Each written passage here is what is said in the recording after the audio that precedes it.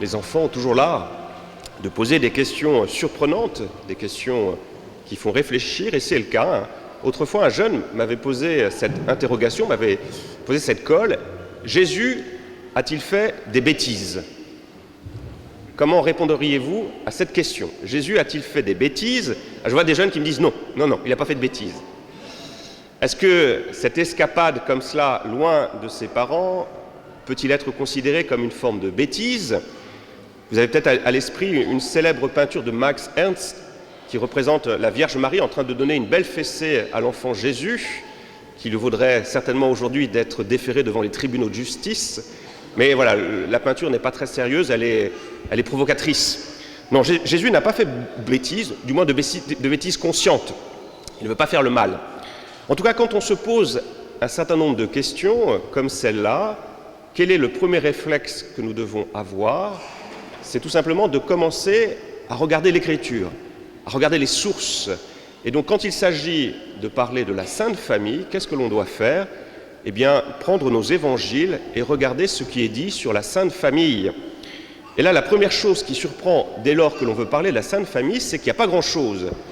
Je pourrais vous poser la question, combien de versets sont consacrés à la Sainte Famille, c'est-à-dire à cette partie de la vie de Jésus entre sa naissance et son baptême, chez Marc et Jean ? Combien de versets ? Clarisse, combien de versets à ton avis ? C'est 0. Tu as la bonne réponse. 0 verset chez Marc et Jean. Alors chez Matthieu, il y a quelques lignes très courtes qui évoquent la fuite en Égypte. C'est le texte généralement qui est utilisé pour la fête de la Sainte Famille pour l'année A. Alors on va regarder maintenant du côté de Luc, c'est l'évangile de ce jour, et là il y a un peu plus de passages, mais en fait il y en a quand même très peu. Il y a juste 2 passages dans l'évangile de Luc, principalement, qui évoquent la Sainte Famille. C'est le texte que nous avons écouté l'année dernière pour la fête de la Sainte Famille. C'était quoi ? Je pourrais vous interroger aussi, mais vous savez tous la réponse. C'était la présentation de Jésus au temple. Et donc ça c'était l'année B, là nous sommes l'année C. Et quel est le texte que nous avons entendu ? C'est ce texte qu'on a coutume d'appeler le recouvrement de Jésus au temple. Donc la première information que l'on peut déjà méditer ensemble, c'est que les textes de l'Écriture, les textes de la parole de Dieu sont finalement assez peu diserts quand il s'agit de parler de cette enfance de Jésus, de ses 30 premières années. Pourtant, c'est une partie très importante. Si vous êtes féru de statistiques, c'est 91% de l'existence de Jésus qui passe quasiment presque sous silence. On ne sait rien de ces 91% de la vie de Jésus. Ces 30 premières années, on ne connaît pas grand-chose. Alors, on pourrait peut-être aller regarder du côté de la littérature apocryphe. Vous savez qu'il y a un évangile de l'enfance chez Thomas, enfin de Thomas, mais c'est un texte apocryphe qui est du 3e ou 4e siècle, je ne sais plus, voilà, qui ne nous donne pas beaucoup d'informations. Il y a toujours un passage que je trouve assez beau dans ce passage, dans cet évangile apocryphe de Thomas.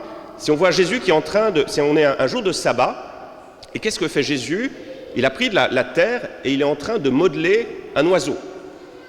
Et là, il y a ses petits camarades qui commencent un peu à râler. Pourquoi ils râlent ? Parce que Jésus est en train de travailler un jour de sabbat. Alors Joseph vient à la rencontre de Jésus pour lui dire de ne pas travailler un jour de sabbat. Et avant que Joseph n'ait le temps d'arriver, Jésus, comprenant ce qui ne va pas, qu'est-ce qu'il fait ? Il souffle sur cet oiseau en terre. Et à votre avis, que fait l'oiseau, Nicolas ? Il s'envole. Voilà. Mais en fait, on n'apprend rien. On n'apprend rien sur cette enfance de Jésus, sur ses 30 premières années. Alors je crois que ce silence de l'Écriture est pour moi déjà une source d'information. Parce que si Jésus a pu faire autant de choses en 3 ans, c'est précisément parce qu'il y a ces 30 premières années passées auprès de Joseph et auprès de Marie. Souvent, la vie familiale, aux yeux de la société, ne laisse pas beaucoup de traces. On ne peut pas faire de longs discours parce que voilà, une famille qui se retrouve, qui essaye d'élever ses enfants tant bien que mal, eh bien, on n'en parle pas beaucoup. Et pourtant, souvent, les choses dont on ne parle pas beaucoup sont souvent fondamentales. Et je pense en particulier aux femmes, aux mères de famille qui consacrent 2 ans, 3 ans, 4 ans ou parfois plus pour l'éducation de leurs enfants. Souvent, quand on leur demande « Que faites-vous ?», eh bien, les enfants peuvent dire « Maman fait rien ». Eh bien non, elle fait beaucoup. Même si on ne peut pas beaucoup en parler, il y a quelque chose de fondamental. Voilà, les 30 premières années sont fondatrices. Celui que nous sommes aujourd'hui a été construit jour après jour dans notre enfance, dans notre jeunesse. Et c'est pour ça que la famille est précieuse. Si notre société rencontre aujourd'hui beaucoup de difficultés, où le lien social n'est plus là, c'est précisément parce que cette famille a été attaquée, cette famille a été détruite dans une certaine mesure, où on veut la détruire. Elle n'est pas complètement détruite, grâce à Dieu, mais on sent que quand on s'en prend à la famille, eh bien, ça dissout le lien social, parce qu'on n'est pas le même quand on a dû traverser des épreuves. Donc, la Sainte Famille nous redit l'importance de ce temps. Jésus a pris tout son temps précisément en disant que c'est une réalité complexe, la famille. Hein. Il a fallu 30 ans à Jésus pour se construire, alors qu'il est le Fils de Dieu. Mais 30 années fondatrices, fondamentales, même si ça tient en quelques lignes dans les évangiles. Alors pourquoi cette famille est fondamentale? Tout simplement aussi, et je crois que notre texte nous le révèle, hein, dans l'évangile de Luc, les 2 passages qui traitent de la Sainte Famille se passent au Temple. Parce que la famille est par excellence le lieu de la transmission de la foi. Dans les 3 années de Jésus public, eh bien, on voit qu'il connaît parfaitement la loi, les prophètes, il cite, il a les psaumes en bout, il les connaît tous par cœur. Eh bien, ça vient certainement de ces 30 premières années où Marie, Joseph ont permis à Jésus de découvrir, de rentrer dans cette tradition. Certes, il est le Fils de Dieu, mais il est pleinement homme, donc il a dû rentrer comme n'importe quel homme dans cette tradition, et c'est passé par le biais de cette famille. L'importance de la famille, hein. Moi j'ai toujours en souvenir, c'est une belle page de Saint Jean-Paul II qui raconte qu'il y a quelque chose, je l'ai souvent dit ici, hein, il y a un épisode de la vie de son enfance qui l'a profondément marqué. C'est quand il a vu son papa, qui était un homme d'autorité, qui était sévère, au bon sens du terme, eh bien, ce père se mettre à genoux pour prier. Et Jean-Paul II dira à quel point de voir ainsi son papa tourner vers Dieu, son papa qui était la figure d'autorité, se tourner vers le Seigneur pour le prier, l'a profondément bouleversé et l'a mis sur le chemin de Dieu. L'importance de la famille comme lieu qui permet de découvrir le Christ. On pourrait aussi avoir à l'esprit la figure du père de Foucault, avec sa cousine, Marie de Bondy, qui l'a remis sur le chemin de Dieu. Et je crois que souvent, cette célébration de la Sainte Famille est une invitation pour nous à rendre grâce au Seigneur pour toutes ces personnes, ces grands-parents, grands-mères, grands-pères, oncles, tantes, parents, pères, mères, cousins, qui nous ont mis sur le chemin de Dieu. Donnons-nous quelques instants de silence pour essayer de nous dire quelle est la personne qui nous a permis de découvrir le visage du Christ et de lui dire merci. Merci pour ce beau cadeau. Et vous verrez que dans 99,99% des cas, c'est au sein de notre famille souvent que l'on a trouvé cette personne qui nous a permis de rencontrer le Christ. Donc de lui dire merci. Merci pour ce qu'elle a fait. Donc la famille est vraiment ce lieu qui nous permet de rencontrer le Christ. La famille, elle peut être aussi sainte parce qu'elle est un lieu de sanctification. Et je conclurai là-dessus. La famille, c'est douloureux. Pour beaucoup de personnes, quand on parle de famille, eh bien, c'est compliqué. C'est normal que ça soit compliqué parce que pour moi, la famille, c'est précisément le lieu de la sanctification et on n'est pas tous saints. On ne naît pas saint. On est appelé à le devenir. Il n'y a que la Vierge Marie qui est née sainte. Et voilà. Et donc, la famille, c'est un lieu qui nous permet progressivement, jour après jour, de nous sanctifier. Ça permet d'abord de sanctifier les parents. Quel est le sens de notre page d'évangile? C'est, je crois, que Jésus veut dire à ses parents, et plus largement à tous parents, que la vie de leur enfant ne leur appartient pas. La vie, ce n'est pas les parents qui donnent la vie à des enfants. Le Père Sonnet avait une belle formule, il disait non, les parents ne donnent pas la vie à leurs enfants, ils ne font que la transmettre. Cette vie, elle vient de plus loin qu'eux, elle vient de Dieu. Donc la première chose que doivent apprendre des parents, c'est à se dire que ces enfants ne sont pas leur propriété. C'est Dieu qui a permis de leur donner vie à ces enfants. Eux ont participé, ils sont co-créateurs, mais c'est Dieu qui, fondamentalement, est celui qui donne la vie. C'est le sens de la première lecture, la naissance de Samuel. Le premier enfant dans la tradition juive appartient toujours à Dieu. Donc pour les parents, apprendre à donner le meilleur d'eux-mêmes pour ses enfants, apprendre à s'oublier. Et je sais que beaucoup de parents s'oublient, hein. Ce que je dis souvent quand je célèbre un baptême, les enfants, ça rend saint. Vous avez une journée de travail, vous êtes épuisé, et puis votre enfant est malade, eh bien vous allez oublier votre propre fatigue pour vous mettre au service de ces enfants. Les enfants, ça vous apprend aussi la confiance, l'espérance, parce que souvent, ces enfants empruntent un chemin qui n'est pas forcément celui que vous auriez choisi vous-même. Donc c'est vraiment aussi un lieu, et c'est pour ça que c'est difficile, parce que c'est pas naturel, hein, un lieu de sanctification, parce qu'on apprend à s'abandonner à la providence. En disant, voilà, je voudrais bien que tu suives ce chemin, mais je vois que tu en choisis un autre, eh bien, je décide fondamentalement de faire confiance, de m'en remettre à cette providence, de grandir en espérance. La famille est un chemin de sanctification parce qu'elle fait grandir en confiance et en espérance.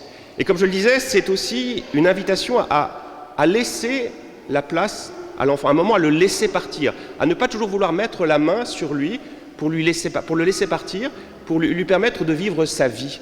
Et ça aussi, c'est compliqué, hein, apprendre à lâcher prise. La famille est vraiment pour moi le lieu par excellence du lâcher prise. On ne contrôle plus rien. Et je vois des parents qui acquiescent. C'est vrai que voilà, on ne contrôle plus rien. Au bout d'un certain moment, ça nous échappe complètement. Eh bien, c'est normal. Il y a le texte qu'on écoute souvent pour le mariage, pour la liturgie du mariage. L'homme quittera son père et sa mère. Eh bien voilà, apprendre à laisser partir l'autre, apprendre à ne pas tout contrôler, à ne pas tout diriger. On est dans une société qui veut contrôler le vivant. On veut breveter le vivant, on veut garder la main sur le vivant. Eh bien non. La vie, c'est déjà se recevoir d'un autre, d'un père, d'une mère. Voilà. Donc, école vraiment de lâcher prise pour les parents, école de lâcher prise aussi finalement pour soi-même. Hein. Il y a quelque chose qu'on ne contrôle pas, voilà, si je suis né, j'ai rien demandé, je suis né. J'ai pas choisi ma famille. Voilà. Deuxième élément aussi, c'est que il y a quelque chose sur lequel on n'a absolument pas la main, c'est le fait d'être là, d'exister, de naître et de sa famille. Donc là aussi, j'apprends à lâcher prise. Aussi à lâcher prise si j'ai des frères et des sœurs. C'est l'expérience que font souvent beaucoup de familles quand il y a beaucoup d'enfants. Qu'est-ce qui se passe quand un nouvel enfant arrive? Eh bien, les frères et les sœurs doivent en quelque sorte partager l'amour des parents. On veut toujours tout accaparer. Eh bien, la vie de famille est ce lieu qui nous est donné pour laisser de la place aux autres. Et c'est pas naturel, hein, parce que naturellement, on veut occuper toute la place. Eh bien, on voit comment dans une famille, on est invité à partager cet amour des parents et à se rendre compte que plus cet amour est partagé, plus il grandit. Laisser de la place aux autres. La famille, c'est aussi un lieu du lâcher-prise pour soi-même. Parce que si un lieu, on est en vérité, c'est bien dans notre famille. Souvent, dans la société, dans notre travail, on peut forger une belle figure de nous-mêmes. Mais en famille, eh bien, c'est là où précisément où les masques tombent et on est en vérité. Hein. Je pense souvent à cette formule de Napoléon qui disait « Il n'y a pas de grand homme pour son aide de camp. Pour celui qui vit tous les jours avec le général, le président, eh bien, voilà, il le voit en vérité. Donc, quel est le lieu où nous sommes fondamentalement en vérité? C'est dans notre famille. Et c'est pour ça que c'est un lieu difficile, hein, parce qu'on aimerait bien être autre. Eh bien, la famille est ce lieu de sainteté parce que c'est là où je découvre mes zones de fragilité, que je découvre aussi fondamentalement les zones de fragilité de mes frères, et c'est là où je suis vraiment invité à faire l'expérience du pardon, apprendre à pardonner les autres. Hein. Dans la deuxième lecture, c'est le commandement de l'amour du prochain, et le prochain, c'est pas le prochain lointain, c'est le prochain qui est proche, celui avec lequel je vis. Et quel est le lieu par excellence où l'on peut apprendre à aimer son prochain, qui n'est pas toujours agréable? Eh bien, c'est dans notre famille, dans nos familles. Et vous voyez comment on comprend pourquoi la famille peut vraiment devenir un lieu de sanctification, même si c'est difficile. Et on comprend que ça soit difficile, parce qu'on n'est pas saint, parce qu'il y a ce péché originel, parce qu'on veut occuper toute la place, parce qu'on veut tout contrôler, on veut tout diriger. Hein. C'est les racines du péché originel. Eh bien, quel est le lieu qui nous permet de guérir de tout cela? C'est la famille. Et quand nous parvenons à lâcher prise, à laisser de la place aux autres, à accueillir le Dieu, eh bien, que deviennent nos familles? Elles deviennent des petites églises, des ecclésiolas. Il y a des très beaux textes de Saint Jean Chrysostome sur le sujet. Et Saint Jean-Paul II rappelait souvent que nous serons sauvés, notre monde, notre société contemporaine, sera sauvée précisément par les familles. Peut-être que dans nos paroisses, nous sommes un peu moins nombreux aujourd'hui. C'est dommage, mais il y a quelque chose qui existe toujours, qui demeure toujours, ce sont les familles. Chaque famille, toutes vos familles, traversées par des difficultés, eh bien, peuvent être des lieux de sanctification, des lieux, des petites églises qui rayonnent dans le monde. Alors demandons cette grâce au Seigneur de nous laisser sanctifier par cette vie familiale. C'est rude, c'est compliqué, et bien pourtant il y a un enjeu radical pour nous-mêmes, pour notre propre sanctification et pour la sanctification du monde. Amen.